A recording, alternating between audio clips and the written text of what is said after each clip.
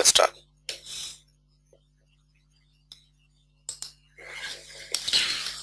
We're going to see that WLST, Weblogic scripting tool. This is the command line administrative tool, mostly widely used for automation, especially if you have a repetitive task and if you want to automate it, you will use this tool. Or it's also used for monitoring. There will be a lot of WLST scripts that get written, and they will be run as a cron job. Means you run it at regular intervals just to make sure everything is working fine. This is a very powerful tool. This is an alternative to console most of the times that we use. Alright, console is a GUI based tool, WLST is a command line, but WLST is much more powerful than console when it comes to executing something, when it comes to automating something. Repetition, when there is a repetition, WLST is what you go for. Well, let's see what how WLST works. Normally, if you see, even for a console application, we know console is deployed to the admin server. So here, when you want to access console, what we are doing is we are giving the admin IP port / console the application. Now internally what happens is admin server enables access to its resources through what is called a management bean. So every resource in Weblogic has a management bean associated with itself. Just a moment.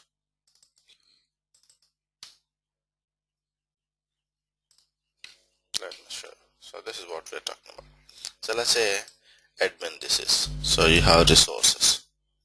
Server is a resource, data source is a resource, queue is a resource, application is a resource, GNDI is a resource. Everything in Weblogic is a resource. Now these resources we are not accessing directly. Instead, for each resource there is an associated what is called management bean. Let's call it the manager. This management bean is usually called an MBean. So every resource has an MBean associated with it. Now these MBeans are exposed to the outside world using a JMX extension called Java Management Extension.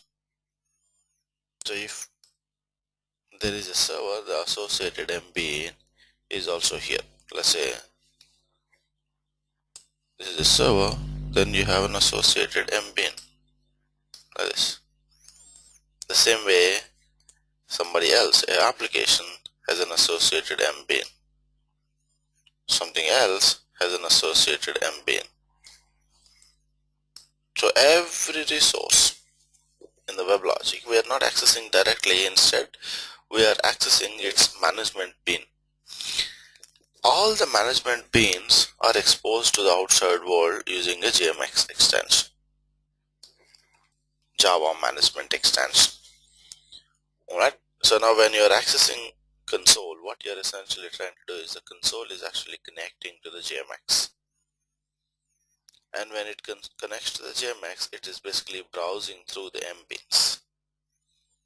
And if you want to change the properties of a resource, or if you want to get the properties of a resource, we are actually going through the JMX. We are asking the MBean of that corresponding resource. So we are not directly interacting with the resource at all. Weblogic does not allow that kind of access. You are accessing the management bean of a specific resource. Now the browser based utility is one such tool. Just like a browser based utility, you have a command line utility also, or you can write your own utility. All that you have to do is read this JMX extension. Now see what are the classes that are exposed outside. Then you will be able to pretty much write your own Java program to interact with any of the MBeans, thereby interact with the resources. So all that we are doing is we are actually browsing through the GMX extension through the MPs. So whether it's console or WLST, the process is still the same. They are both going to the JMX. Console is easy because it's a GUI based one. WLST is little command line one, so it may not be that convenient. So when you launch WLST, what we are trying to do is we are trying to connect to JMX. So let's go ahead and see how to launch. If you see it, go ahead and launch it.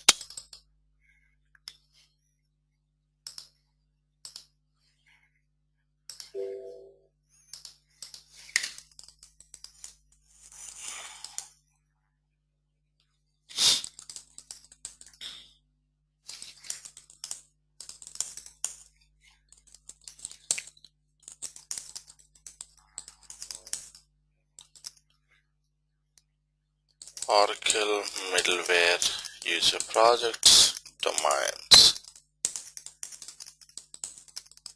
encode domain. Now here we are in domain home bin. Now if you have to launch WLST, there are a couple of ways of doing it. The easiest way is to launch it using wlst.sh. So let me open a notepad. This is wlst.sh. That's one way of doing it. It's available in WL home common bin. The same location where you have config.sh, pack unpack command are this one. Now this command internally invokes a Java command, Java Weblogic .wlst, which means either you can run this directly or you can run this. Alright, the difference is if you directly go ahead with this one, it will set the class path everything for you. If you go ahead with this one, you have to set the class path for yourself. Now, normally when you have multiple domains, you can't use this one. If you see this one, this is a common location. All the domains from this WL home are going to use the same WLST. And if the class paths are different, this is not going to work. In that case, you have to execute the set domain env for each domain and then run it. So I'm going to use most of the times this thing. Alright, this also can be used. But before I use this one, you need to make sure the class path is set. Otherwise, you will see this error. Say this thing. We have seen this error in deployment. You see, could not find or load the main class. When you see could not find or load the main class, it means your class path is empty.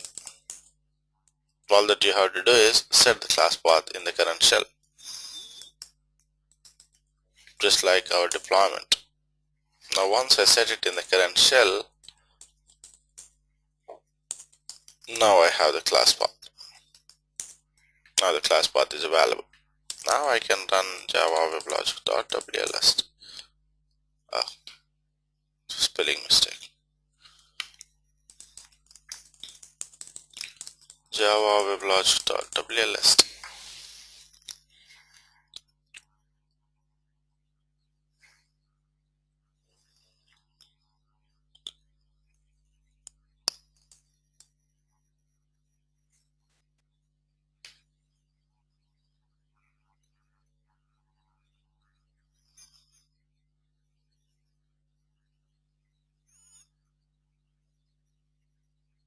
Alright, so now you are in WLST prompt and you are offline, which means you launched WLST but you are not connected to any admin server. Now you have to connect. Now to connect to the admin server, first you have to bring up the admin and give the connect string. In our case, let's say WLSADM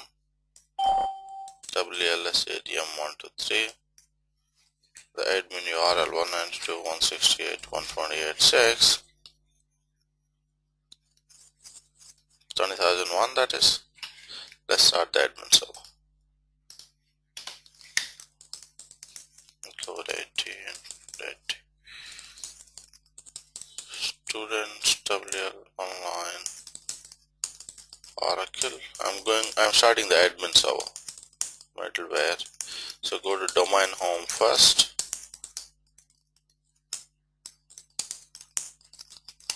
Start the admin server. Tailfnaf admin.log.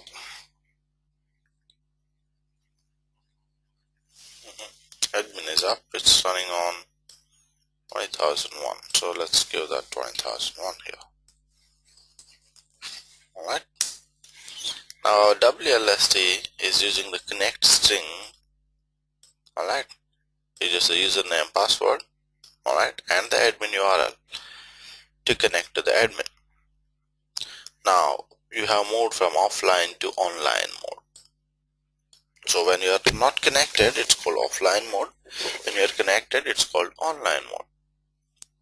And when you are connected, you have connected a specific part of the GMX. Now if you see these strings here, alright, or these commands, they are all Python commands. So the entire WLSD is developed on what is called a Python programming language, which was originally designed from Python. Python was a scripting language. It was modified for Java. It's called Python. From Python, WLSD is derived. So you will see all this connect string, alright, help, disconnect, exit. Now these are all Python syntax. You see open brace, close brace, it's like a C thing in function, C function time. It's a standard structure of Python. So we don't have to learn Python, but if somebody who already knows Python, it's going to be helpful, especially when they are writing complex WLST scripts. So here, the syntax that you are looking at is Python syntax, because WLST is completely derived from Python. So once you have connect, now apart from this, there are a couple of other important commands that you can use always. Help is one command that will give you, most of the times, every information you want. It's been improved a lot. In 9.2 the help was not that really good, but 10.3 onwards it was really improved. If you look at help command, all the commands available with WLST have been categorized. You can see all commands here. You can see browse based commands, commonly used commands, control related commands, deployment related commands. Now if you go into deployment related commands, for example, let's say it will give you all. Here we did a help deployment related commands. It will tell you how to deploy, how to undeploy, redeploy, load an application, list all the applications, everything. So if you see list all the applications, for example, this is where we did, right? So it will basically list all the applications. This is where we did it. It gave an example. Here we did help list applications. This is a command, alright. If you list the applications, let's say we are listing it. These are the applications that we have. The same thing we can actually find out from weblogic.deployer also. Whereas list applications, we have found out here also. Now the same way, any other command you can, let's say, deploy.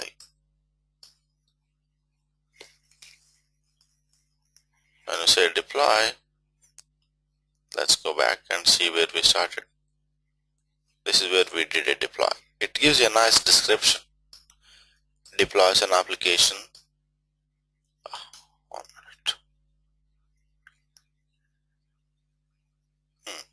minute. It gives a nice description. Deploys an application to Weblogic server instance. So just go through the first 2 or 3 lines, whenever you do a help, and directly go to the end of that, the entire line.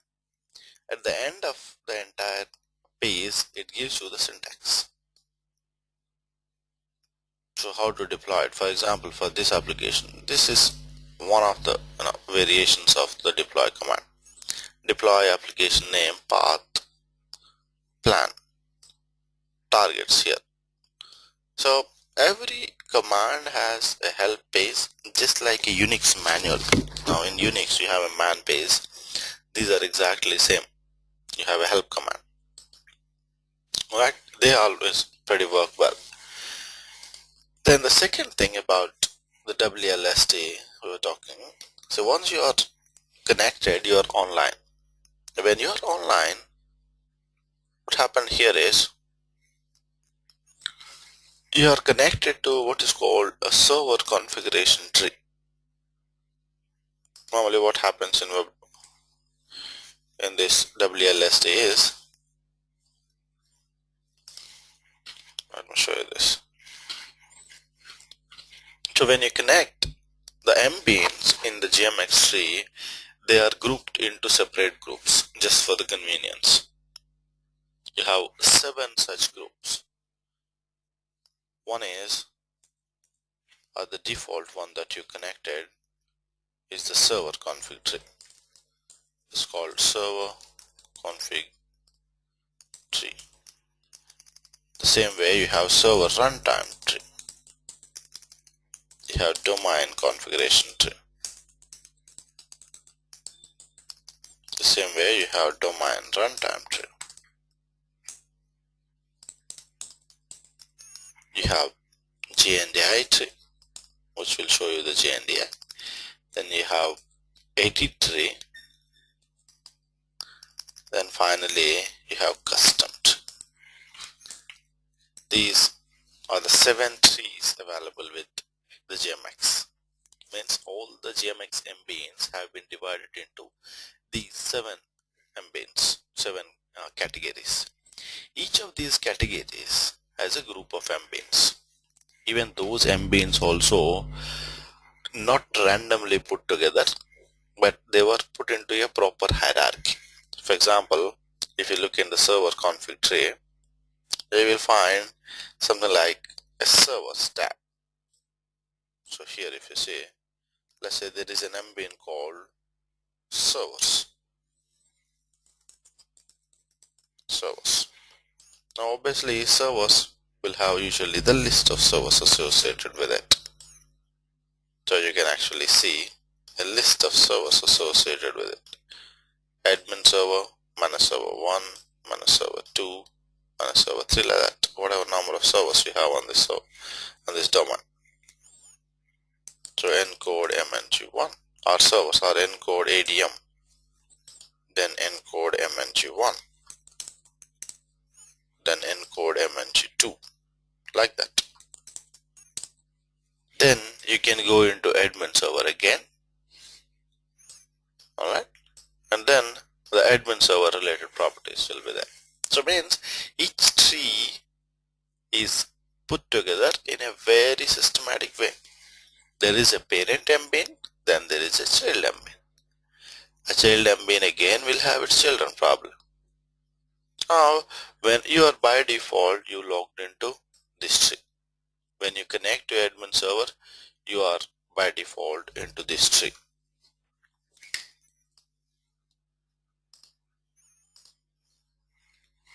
Alright. Now to browse through the tree, you're going to use 3 simple commands. They are like Unix commands, but they are Python.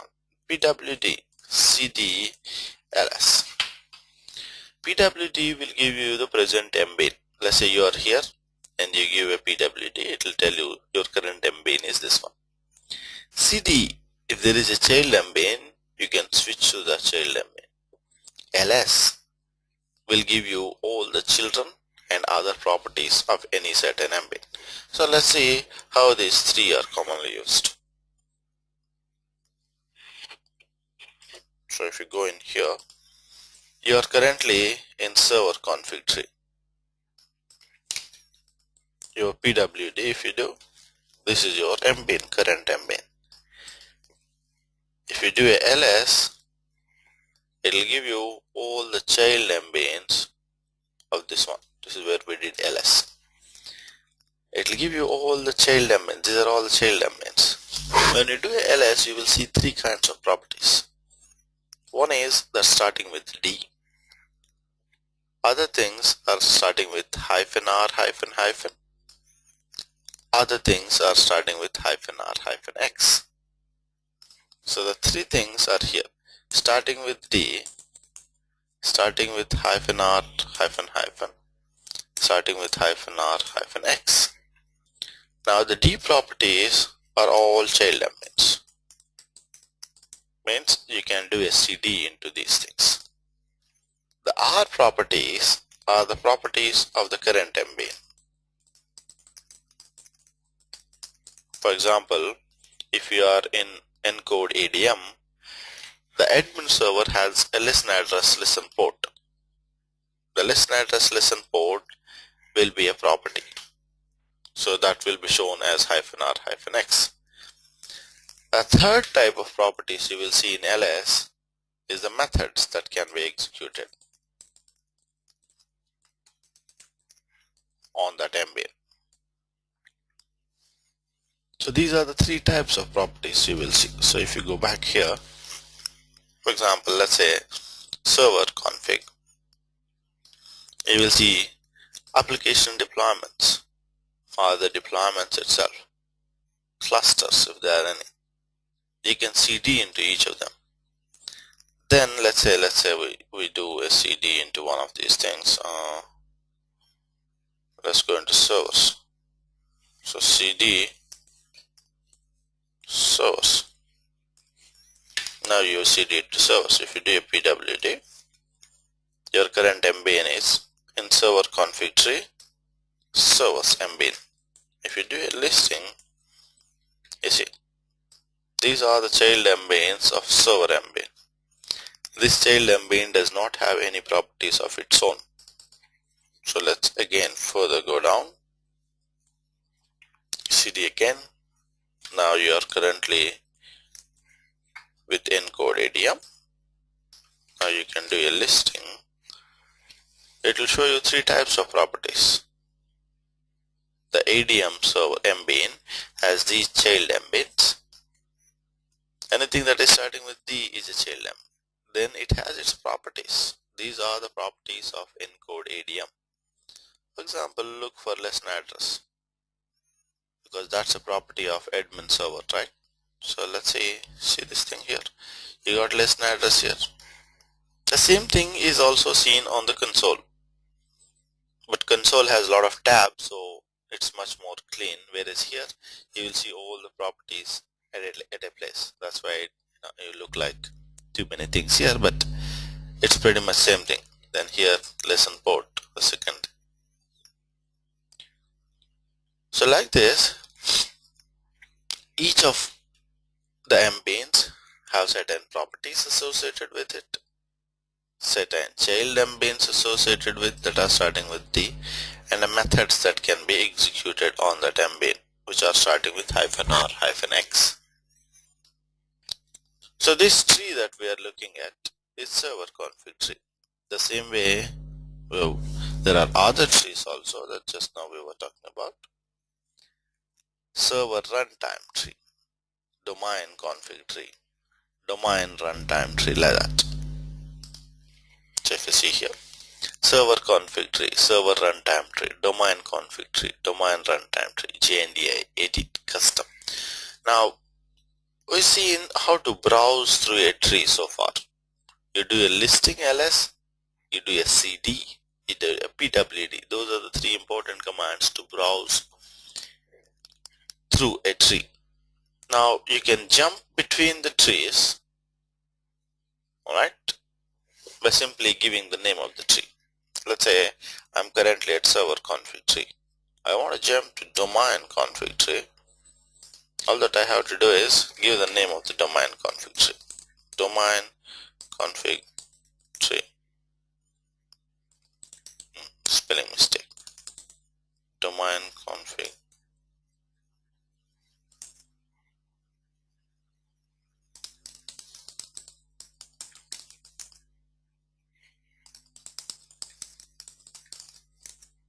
Domain runtime.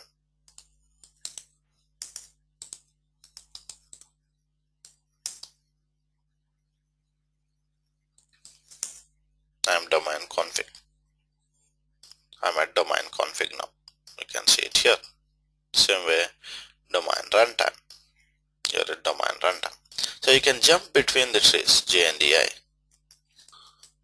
Alright, you're at JNDI. You can list, this is the JNDI. You can go into admin server. If you want to see the JNDI tree of admin server, you're looking at the JNDI tree of admin server.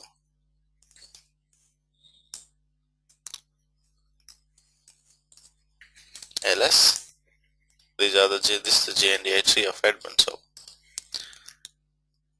So you can jump between the trees, edit tree, right, like that. So any of these trees, you can jump and do something whenever you want to do something. Whereas the JNDI is available only for admin at this point. The other servers are down. They don't have a JNDI active at this point. That's why you're seeing only encode idiom. So you can jump between the trees, alright, just by giving the name of the tree. At any point now, depending on where you want to jump, when you want to jump is decided, it comes more from practice, depending on where your MB in that you are looking for. But for the initial or for regular administrative activities, the basics are pretty sufficient. Now the second thing that we'll be doing most of the times is to create a script. You will be asked. Now these are the things that we were talking about, the fundamentals. So we've seen how to launch WLST, then what is online mode, offline mode. Then we'll see the trees, how to jump between the trees and how do you navigate within a tree. Now let's say you've been asked to write a script. Obviously that requires the knowledge of Python, which we don't want to have. So you don't want to learn one more programming language, do you? Really, nobody really wants to learn another programming language. If I ask you to learn Python, again, you will say, oh, come on, that's enough. You learned enough. So nobody wants to learn it. That's used to be the case in 9.2. So nobody was really interested when it was introduced. So what was done is, to make it easy, Weblogic introduced a recording feature. Means whatever you do, or at least the basic script, can be recorded from the console. So if I log into the console now,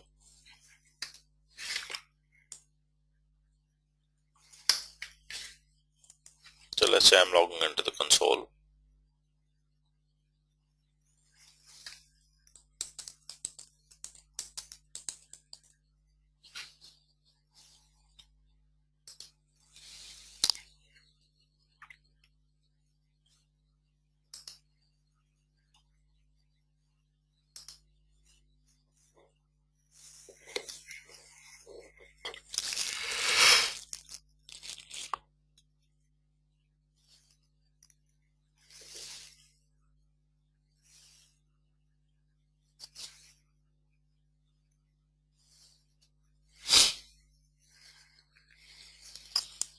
It's taking too long.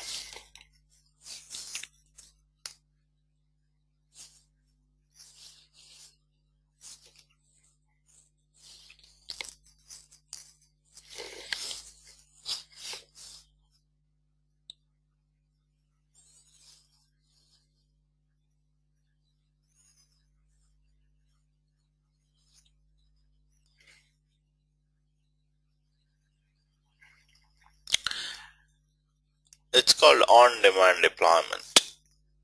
What happens is, the internal applications do not get deployed when the server comes up, just to save the startup time. But when somebody tries to access it, that's when it gets deployed. It's called on-demand deployment. It's one of the features internal to Weblogic. It's basically to start up, speed up the startup. So the console is never actually deployed when the server came up. The code is never loaded to the JVM when the admin is coming up. But when we try to hit that console application, that's when it loads the code into the JVM. That's why it says deploying console. So it's called on-demand deployment. It's for especially for the internal applications.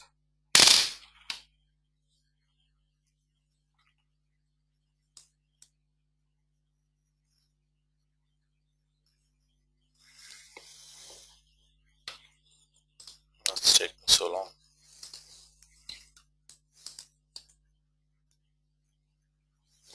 Okay. So you have the application. You see the record button here? That's your WLST recording. Anything that you do on the console can be pretty much recorded. Let's say we want to create a server. So we want to create a script. Can we set admin console? Yeah, you can set that one. You just disable the on-demand deployment. You see, go to here, go to domain. You see this thing? You disable it. You're not enabling on-demand, so means all the internal applications get deployed and the server is coming up automatically.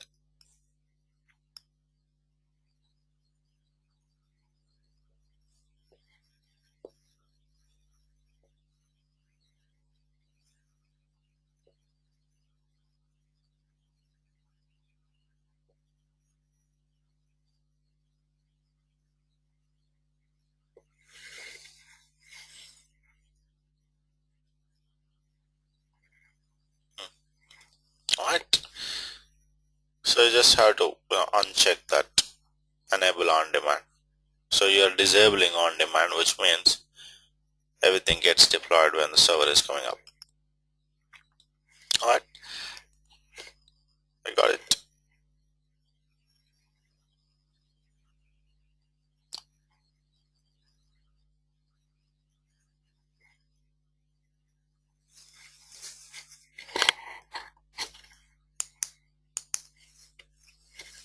Alright, so let's say you are trying to create a script to create a server. Normally how you create a server, you go into servers, alright, and you go ahead with the new and create a server. The same way, let's say we are trying to do it. Right. But before I do that, you just click on the record button. When you do the record button, it creates a script. The record session started, it's recording to domain home. This is your domain home. So under user projects, domains, encode, DMN, it generates a random script. Now once the generation of the random script started, you try to do whatever you want to do. Let's say you go to servers, you create a new server, alright, give a name server 0, listen address, let's say 192.168.128.6, listen port, this is a standalone server, alright, move on to next, finish. So you created a script, or you created a server. Now the question is if the script is ready or not. Now if you want to stop the scripting, you see this thing, the recording session has ended, a script is recorded to so and so file. So if you go to this location and see this file, you will see a script relevant to creation of the server. So let's go ahead, go to that location, domain home we are. Let's look at the script. This is the script we're talking about. I'm just renaming that script just to make it easy for us. Let's say I call it create server.py. You see the extension? It's a Python extension. It's not mandatory, but it's just like a .sh that we use in Unix. It tells that it's a shell script. The same way it tells this is a Python script. So you have a Python script. Now let's open that script and see how it is. So vi create server.py. This is the script. What it did was it went into edit tree, it started an edit session. When it started an edit session, it's like clicking on lock and edit. So by giving start edit, what you get is you get a lock. After it got a lock, it went into servers. Then it executed a command, create server on the CMO. CMO is a common notation used, current management object.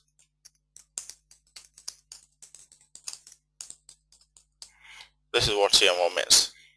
Now this is similar to what is dot in Unix.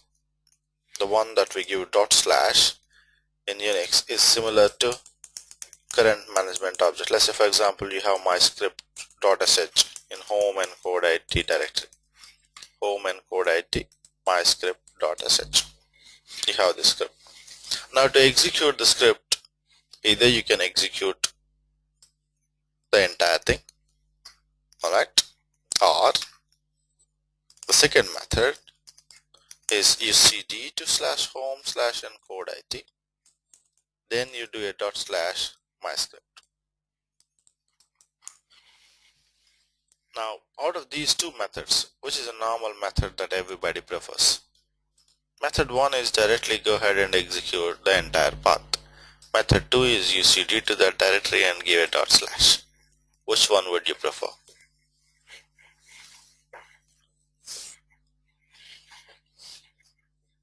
1. Why?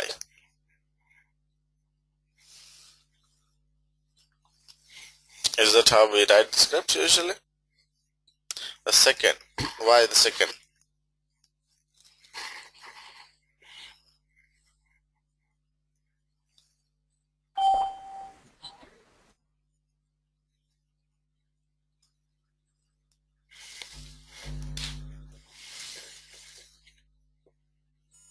One, because you can use it anywhere. Okay. And why is it second? Sure. You may need to remember the path. Ah, that's correct. Both of them are used in scripts, but the second method actually follows your thinking pattern.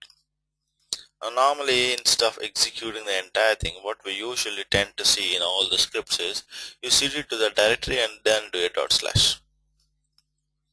Even if you see the way that I just now executed, I could have actually did a VI on this entire path, but instead of that we cd to the domain home, we did ls, and then we found out the script, and then we did a VI.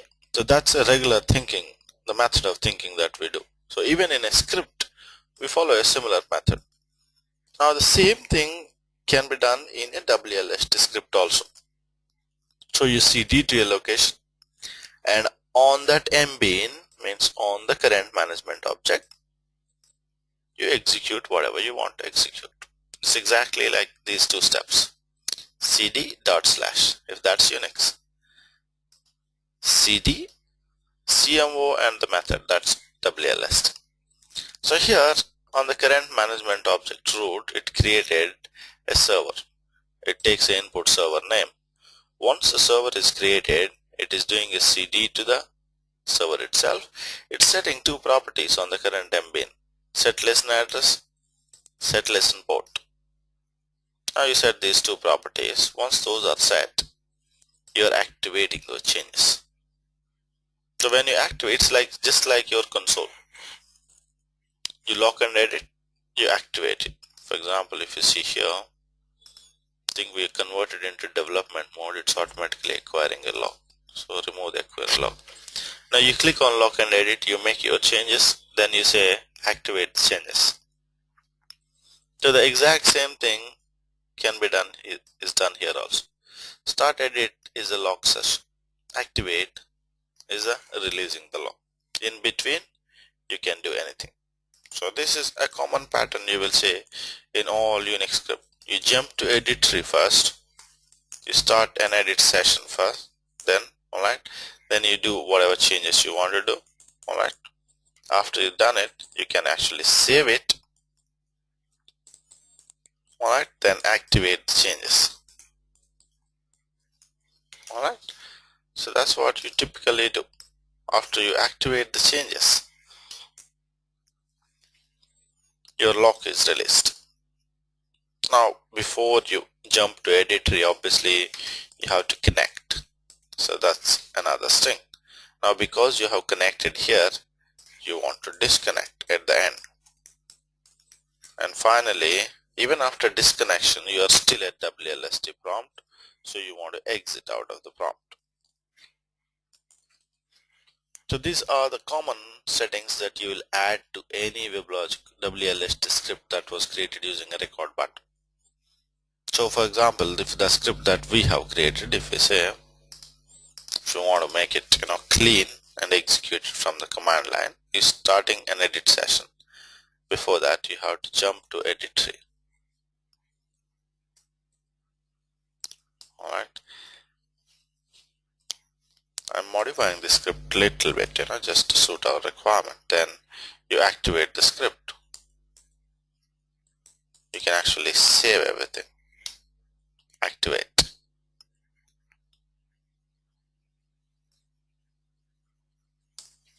Alright. Now if you want to create 5 such servers, if you know Python, obviously you can write a for loop kind of thing that will do that same repeated stuff. But even without actually knowing Python scripting, I can still create a script to create 5 servers. Now I know how to create one server. All that I have to do is repeat these 5 steps. So I can copy paste these 5 steps. Let's say I'm doing copy paste 6 lines, 6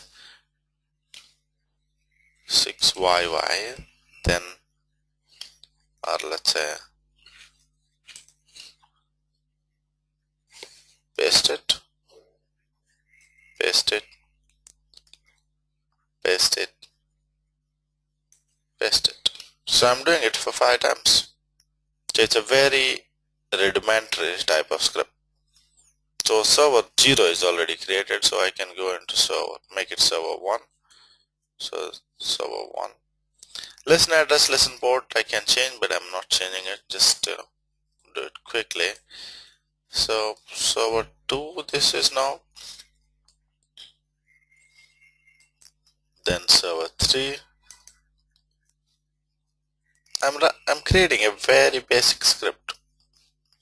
Now these are all fundamentals. Now this will be enough most of the times for your regular Weblogic admin activities, unless you want to get into hardcore scripting, which requires obviously Python. Otherwise, this is pretty a decent way of creating a script. Now that I have created 5 servers, now I want to add these things. The first 3 to connect, jump into edit tree, start an edit session, and the last 3 to save, activate, disconnect. So if I go back, let's go to the beginning. First I'll connect WLS admin URL. The connect string syntax 6 20001. Alright, that's a connect string. Then you jump to edit tree, you started an edit session. Then in the edit session you did whatever you want to do. Everything you did something, you saved it. See this thing, you saved it at very frequent intervals. After everything is done, you activated all the saves finally, and once you've activated it, you're going to disconnect. Your job is done. After disconnect, you will still be at WLST prompt. If you want to come to Unix prompt, you exit. So that's your Unix script done. Save and quit. So you have a Python script just now created. Now to execute this Python script, we have to again use Java Weblogic.WLST like we launched it. This is how you launched it. Alright, now when you launched it, you were given a prompt, then you gave your commands, everything. Now that mode is called interactive mode. It's like Unix itself. In Unix, you give one command, you get output. You give another command, you get the output. Instead of one command at a time, if you bundle all the commands together into a single script and execute that script, all the commands get executed at a time. That's called a Unix script. The same way, here also, you can launch WLST like this. Go ahead and do execute one command after the other. It's called interactive mode. Or else, like the way just now we did, you can create a script and pass that script to WLST like this. It's called scripting mode, or it's also called batch mode. These are the various modes of WLST. We'll see in the PPT. So once you have this one, you go ahead and create it. Now you have a problem, could not find the local main class, so set the environment.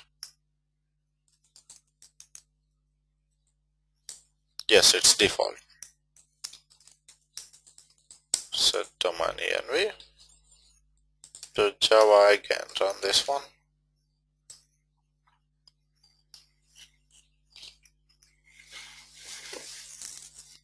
Now it's connecting. Something went wrong, so it exited. So let's see what went wrong. What went wrong? WLS failed to authenticate. What did we give? WLS failed to authenticate.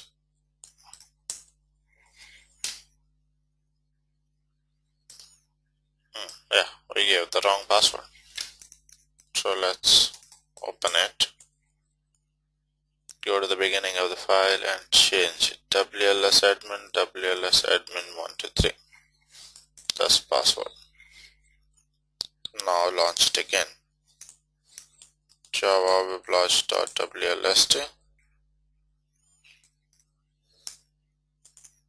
Create server.py.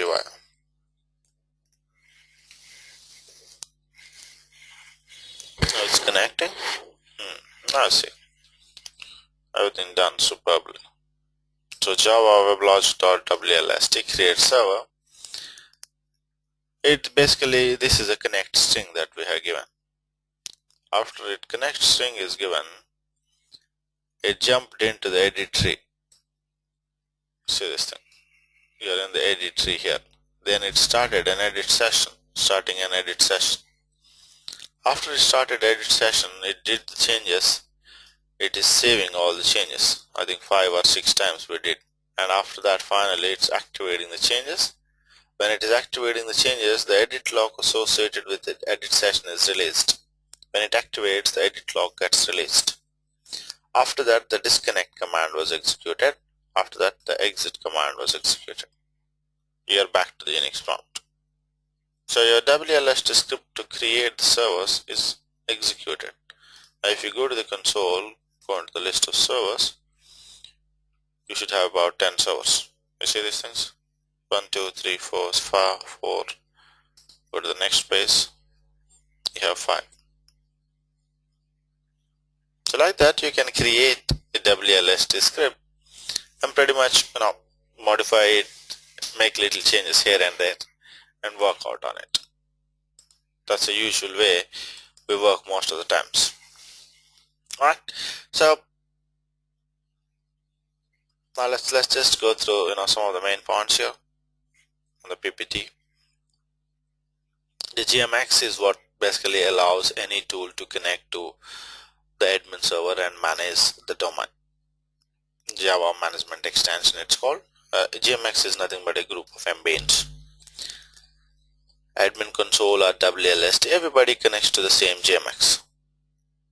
You can pipe the output, yes, you can pipe the output to your file. You can pipe it at Unix prompt or you can pipe it at WLST. Either way it's okay. Here you can pipe it, that's one way, or you can pipe it to at Unix prompt WLST saying write to a script kind of thing. There is an option. Or the easier way is pipe to Unix here.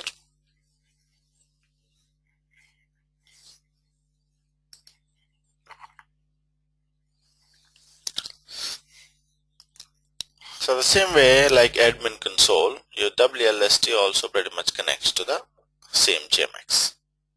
Now along with WLST, we have seen other administrative tools like configuration wizard.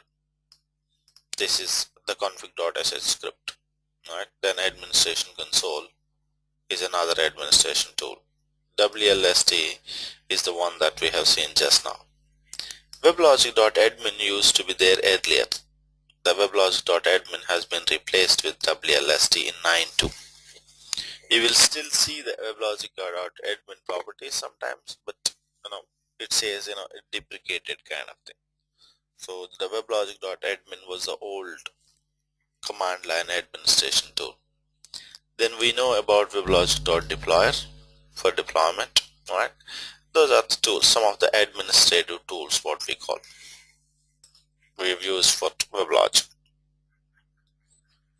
Now what can you do, what cannot you do using Weblogic.WLST is everything that you can do with console can also be done with WLST. Apart from that, there are a lot of other things that WLST can do and console cannot. So obviously WLST is much more powerful than console. Especially WLST can do certain things without connecting to a running admin server, which is not possible with console because console is available only if admin is available. Whereas for WLST, there are certain activities, we'll see them, one of them now. The activities need not, means, they don't, WLST need not connect to the admin server.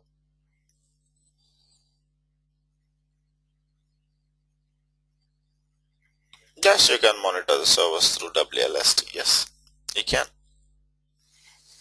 You can write scripts, and the scripts you can put them into cron jobs.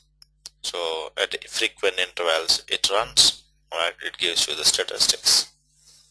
WLST is a very powerful tool. A lot of people use WLST along with any other monitoring tool. So WLST is a pretty much command line tool, alright? It's derived from Jython actually, alright, which was actually derived from Python. All are Jython syntax. Now to invoke WLST, this is how you did Java Weblogic.WLST. We know there are offline and online methods. Offline is when you don't connect to the admin. Online is when you are connected to the admin. Alright. There are certain things that can be done in offline and certain things that can be done in online. Especially if you are online, alright. This is for runtime management, like deployment. That's a runtime activity. Monitoring, that's a runtime activity. Right. Offline, like create a sample domain or create a templates. We're going to do this one first. Right, we're going to create a template first. So offline mode, certain things can be done. Online is especially when you want to connect to a running domain and try to do something. Offline is there is no running domain. You will still be able to do certain things from the hard disk directly. Apart from that, the other modes you will see interactive mode. Just now we were talking about. Once you execute a command, you get the result. The other one is script mode or a batch mode, it's called. So you give a .py script to the Weblogic.WLST. Alright. Then there is a third mode called embedded mode. Embedded mode is you put WLST inside a Java program. So from within a Java code you can launch WLST. It's called embedded mode. These are the three modes. This is all theory, but it sometimes still comes in your interviews especially, but otherwise we already actually have worked on these two, interactive and scripting also. Alright, these are some of the features that can be and cannot be done on offline and online. Especially these things, see the ones that can't be done. Online, you can't create a domain or you can't create a domain template if you're online. What can you do? Obviously you can see all the runtime data. Means which servers are available, what are the data sources that are bound to the JNDI, what's the list of objects on the JNDI, what's the heap size, what's the status of our applications, everything. That's all runtime. You can change the configuration obviously. Alright, you can deploy the applications, you can start and stop the servers because you are connected to the admin server. That's why you're online. The same way, if you are offline, what can you do is you can create domains, you can create templates, you can extend the domains. Alright, you can modify it offline, means you can directly connect to the config.xml hard disk and change it offline. As the most important thing is create templates. We'll be doing that. Now what you can't do is obviously whatever can be done here is the one that cannot be done offline. Means you can't see the runtime performance, you can't modify the security data because you are not connected. These are some of the minor differences between offline and online. Now the next question you commonly get across is you want to connect to admin or managed servers. Now in console you don't have this possibility. Console always connects to admin, whereas WLST can allow you to connect to the managed server also. Especially if the admin is down, if the managed servers are running in MSI mode. You can launch WLST, connect to a managed server, make certain changes. But when you make such changes, the changes are not propagated to the other servers. Means they are not domain-wide changes. They are server-specific changes. The moment you restart that server, all the changes will be gone. Hence, WLST can connect to a managed server, can do certain things, but it's not recommended. So you always use WLST to connect to the admin server, so that the changes that you do are across the domain visible. But WLST can connect to a managed server also theoretically. Classification of mbeans, they are classified into trees: domain config, server config, domain runtime, server runtime, edit, JNDI, and custom. Then traversing is CD, LSP, WD. This now we have seen. Alright, you are switching between the trees by simply giving the name. You jump the trees. You give a tree name, you are on that tree. Just now we have seen a script. Alright, with edit, start edit is when you acquire a log. Then you create a server, you listen address assign, you set the listen port, then you save the changes, you activate the changes. The current management object is like a current directory. Alright, the CMO dot the method you want to execute on that CMO. You will see this one very frequently in most of the scripts, and you will also see this coming in the interviews. Now examples of WLST activities: deploy is not so frequent admin activity, means not using WLST. For deployment we have seen Weblogic.deployer, that's the most frequently used tool, but WLST can also be used. Then these are some of the commands just now we have seen related to deployment. Right. Then these are starting and stopping the servers using WLST. You can use start server, start, suspend, resume servers like this. Right. Again, I think some people might be using this kind of starting and stopping, but the wrapper scripts are pretty much work really good. WLST, I don't think many people would use it, but it can be. This is an important activity. Here, what we are trying to do here is we're trying to create a template. If you remember, we said there are three ways to create a domain. So first thing is a GUI base. So we are using config.xml, config.sh script to do that. The config.sh can be run in GUI mode, console mode, which is text based. A third way to create a domain is using a template. Now obviously when you're doing a domain creation for the first time, you don't have a template, custom template. You have to use the default template. What is the default template that we have used? Can anybody remember?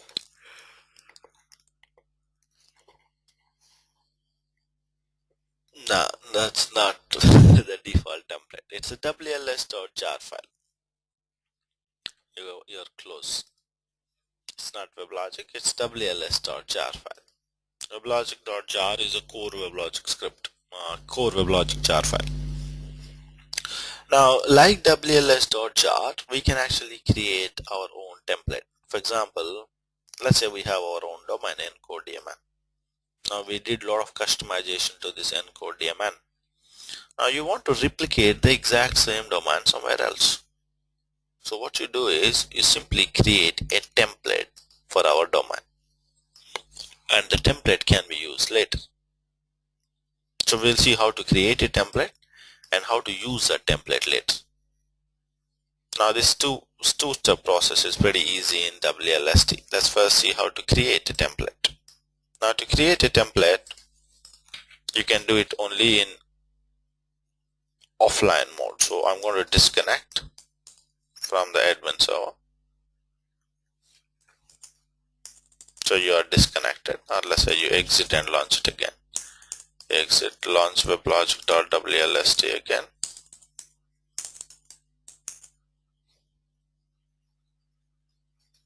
And you launched it, you're in offline. Now first thing, you're going to execute these 3 steps to create a template. You're going to read a domain, then you're going to write a template, then you're going to close the domain. That's it. Remember these 3 steps.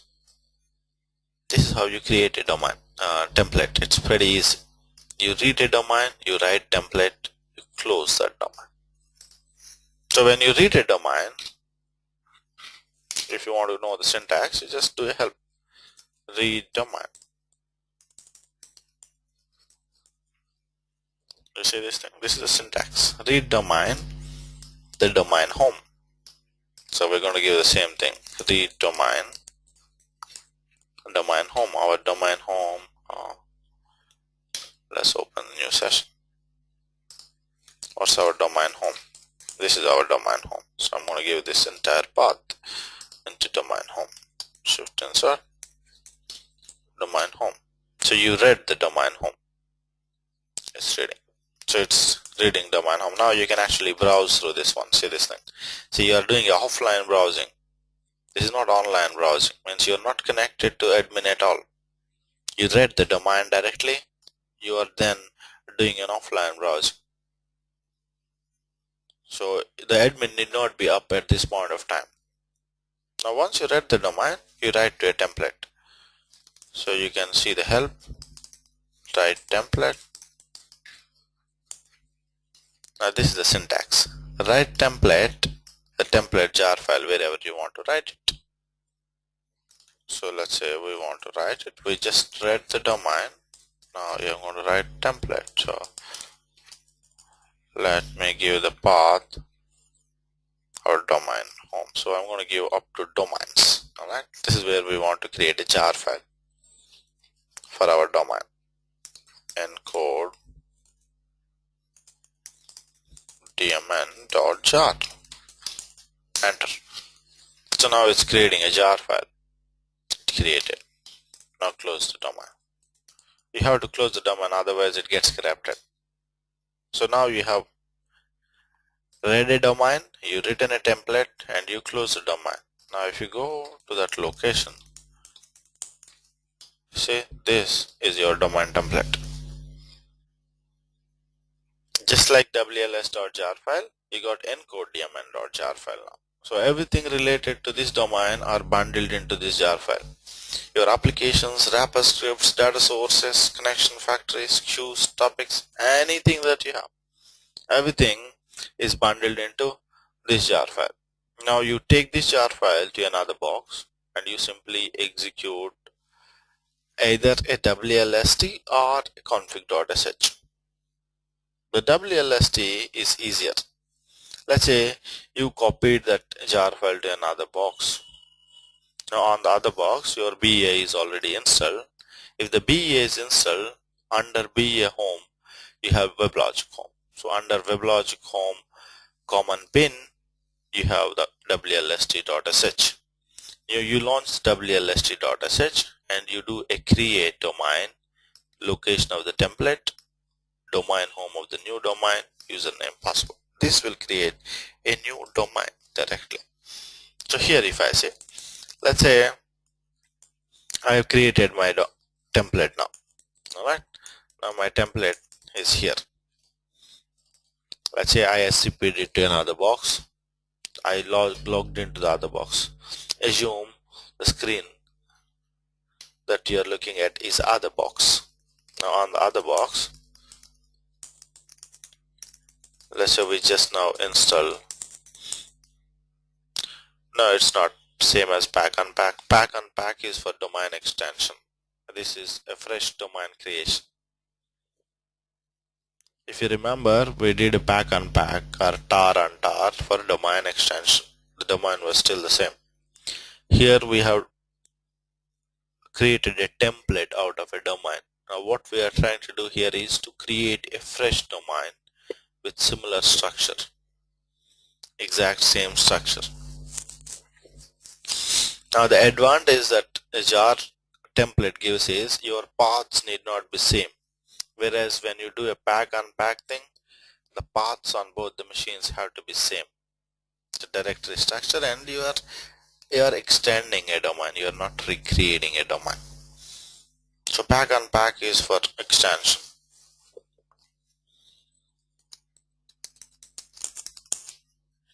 So online Oracle middleware user projects domains. Now let's say you have this one here. Now even before we go there, let's say you go into WL server, common bin. You have just now installed Weblogic fresh, so you don't have any domain on this box. Let's say you launch WLST. Once you launch WLST, you're in offline mode. Now the jar file that you have copied from the other box you're going to use, and you will say create domain. So take the help, create domain. Right, now see the syntax, create domain. This is a jar file that we're going to use. We got it from the other box. This is where our new domain home is going to come. This is the username password for the new domain. Alright, so do a create domain. Our jar file is in this location. So let's say we copied it from other box. We are just assuming we are doing it the same box, but we are assuming we are running on the other box.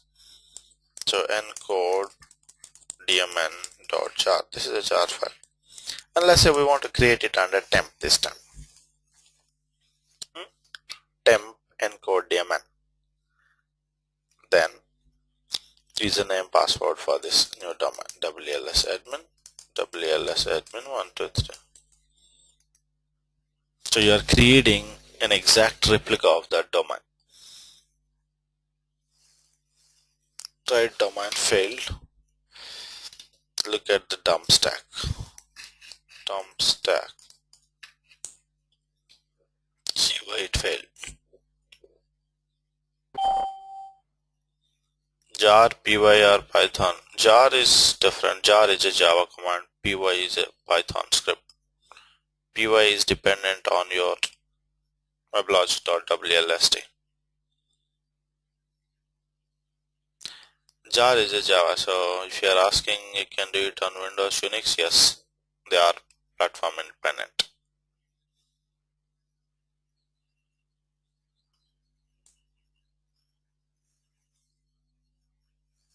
Okay, let's see why it failed. The domain location must have write permission. Oh, we don't have write permissions there. Okay. I think /temp. Why is it throwing error for /temp? Ideally, /temp is accessible by everybody.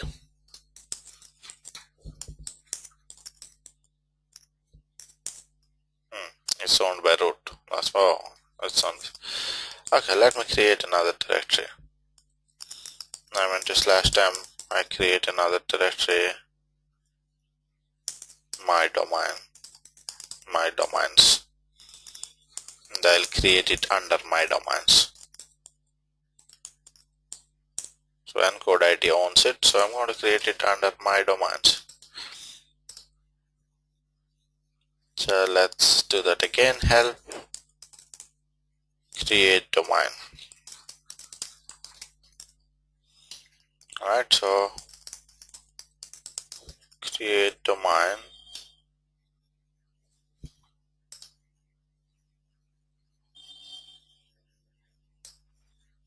This is where we have the jar file. Alright, encode dmn.jar, comma, and then where we want to create our domain, let's say /temp my domains. This is where we want to create our domain. The username, password, wlsadmin, enter, enter. It failed again.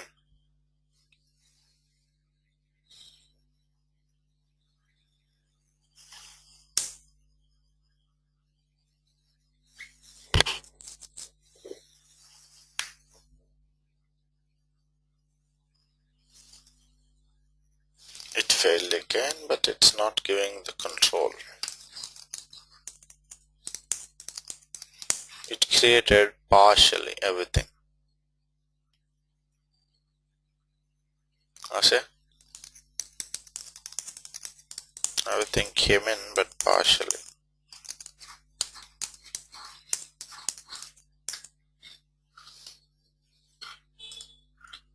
Let's try to redo it.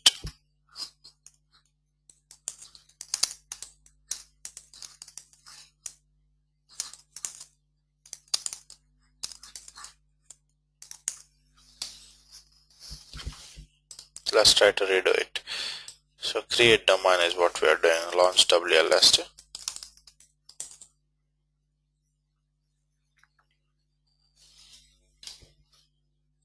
So you're going to create a domain,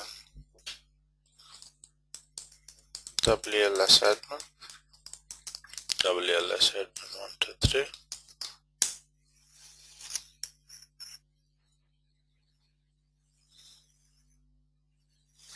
It failed again. Dump stack. The application directory you have specified contains files. Application may only be returned to the empty directories, blah blah blah.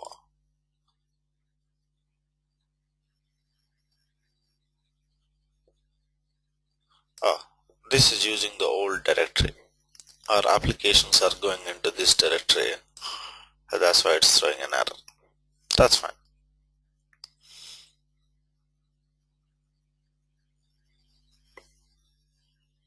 See this one? The application directory currently is, this has to be an empty directory because we are running on the same box. We have this issue. Or we can go into this directory and see what is there inside it. Oh, I think just now we have created it, that's why. So I want to remove it. Right. Remove the domain also again. Run one more time.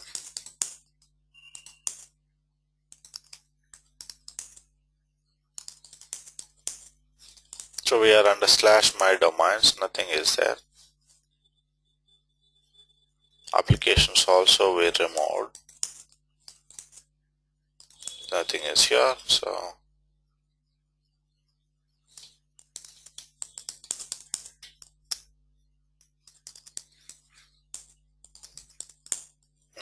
I'm gonna remove. Let's run it again.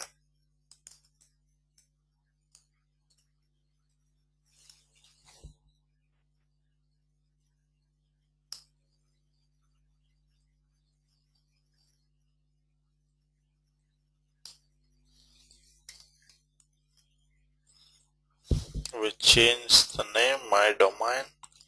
This is the name of the domain, guys. or you can change it to encode daemon, anything you want.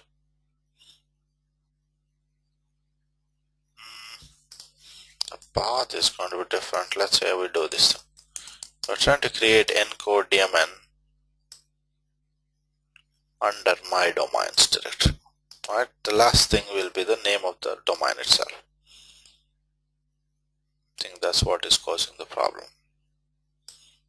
Username, password.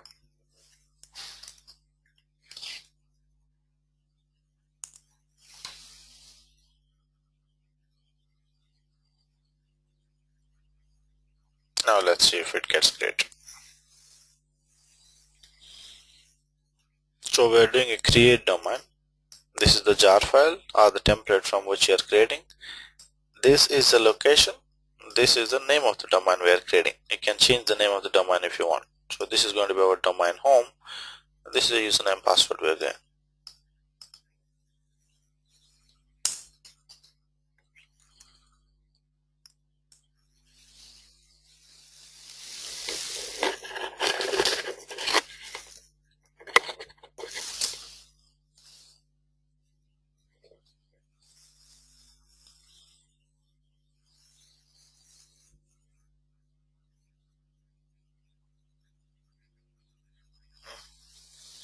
It's taking too long.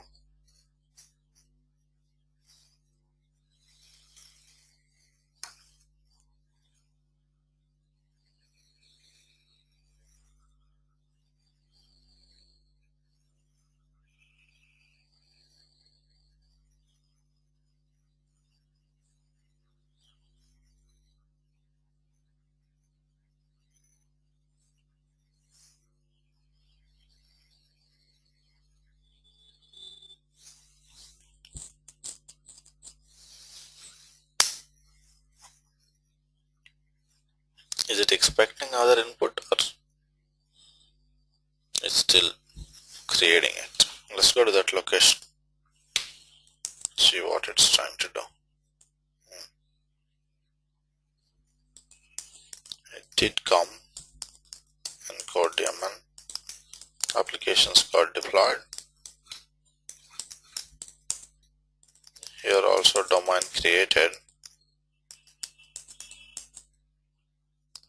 All files are also here. Some directories are yet to be created, like auto deploy. Auto deploy directory is not there. So it's going to take a little while, is it?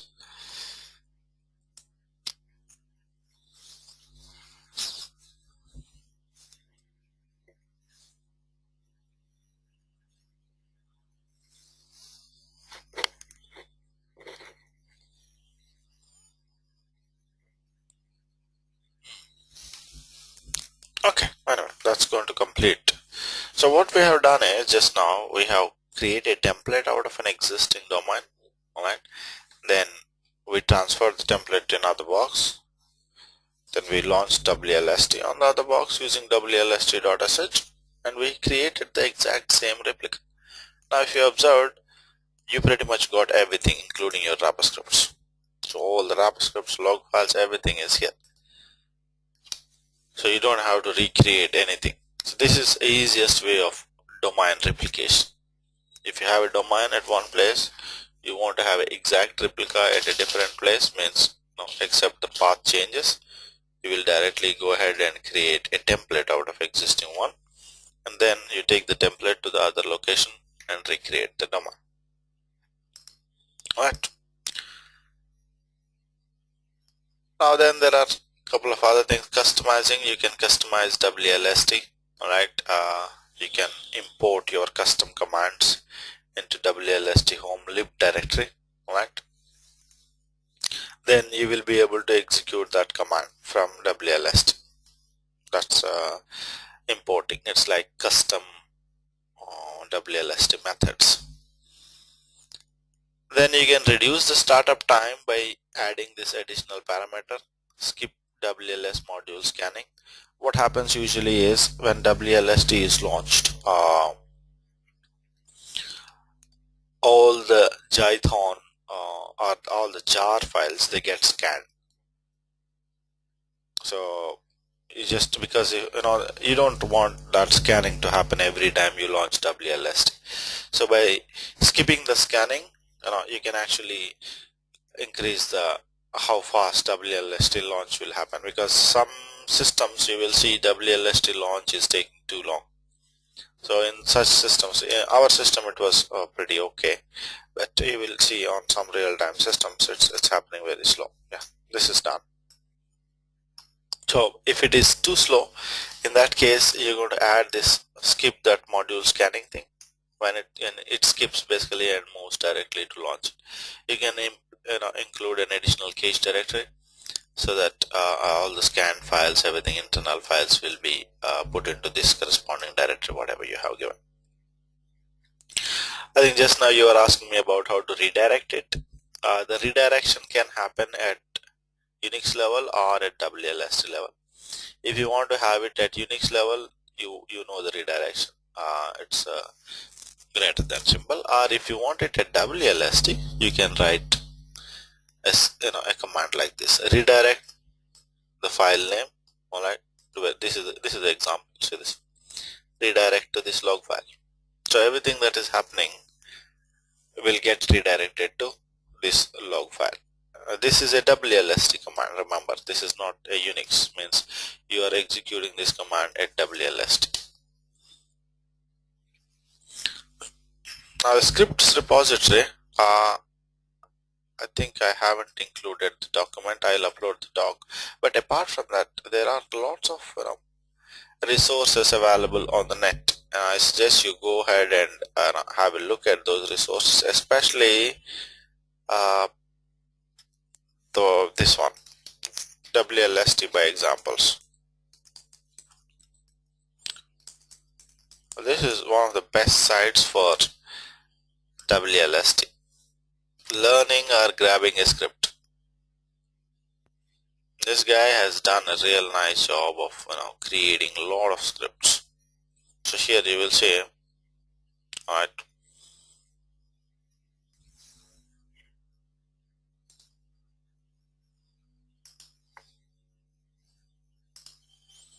WLST by examples.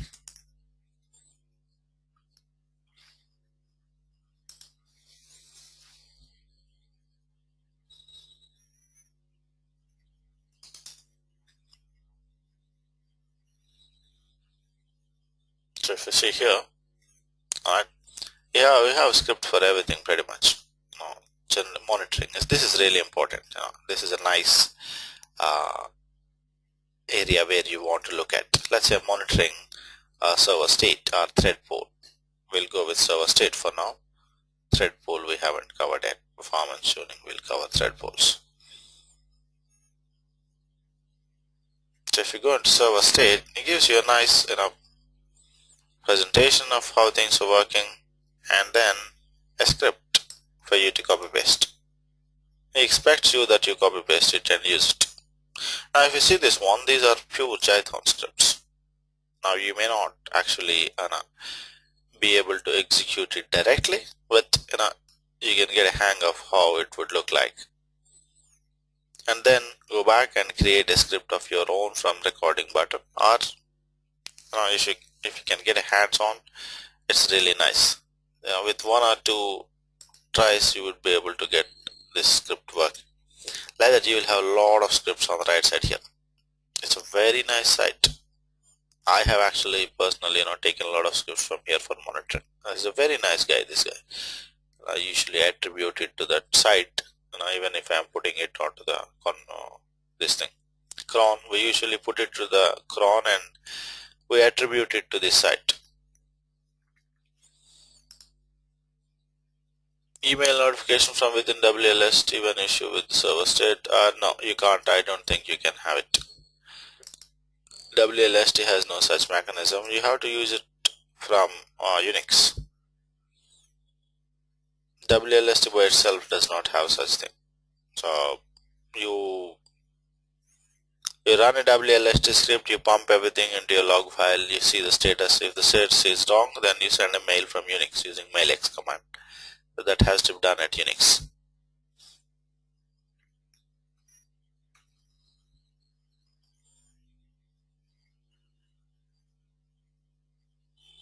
All right. So this just go through these commands, these scripts. It's nice. This is WLST tips and tricks. It will give you, this way. This guy gives you, how to effectively use WLST, or how pretty much use the easy way.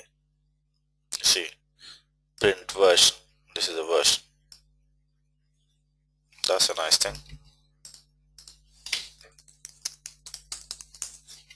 10.36. That's good.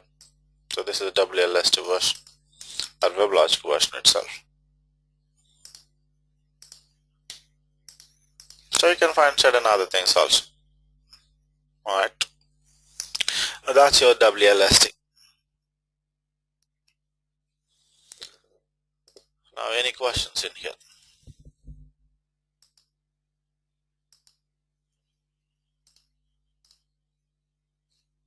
Any questions? Now this is what we have learned is especially is the fundamentals of WLST and the template based domain creation. Those are the two important things. Now you should be able to pick up from this point and write small scripts, and then eventually at some point your WLST skills will keep on increasing. And WLST alone is not necessary, because you don't have to be really be worried about WLST expertise, because Weblogic administration is not about WLST. Weblogic administration has a lot of other things like your integration, performance tuning. WLST is one part of it, so if you know it very well, it's okay. Means if you don't know it, it's still okay. But you should know the fundamentals, how things work around. If you need an emergency quick fix kind of script, you should be able to generate it and put it into the cron. That's really important. Alright, any other questions? If you don't have any questions, we're done for the day. You can disconnect. I thought we'll start NM node manager